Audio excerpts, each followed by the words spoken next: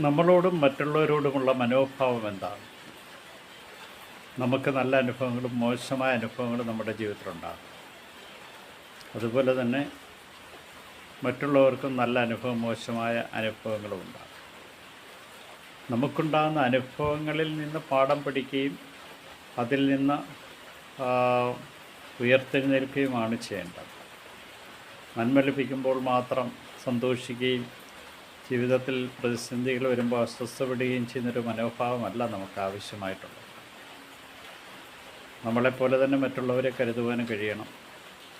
നല്ല അനുഭവങ്ങളും മോശമായ അനുഭവങ്ങളും എല്ലാവർക്കും ഉണ്ടെന്നുള്ളൊരു ബോധ്യമുണ്ടാകും. ഈ ബോധ്യത്തിൽ നിന്നാണ് നമുക്ക് മുന്നോട്ട് പോകാനായിട്ട് സാധിക്കുക.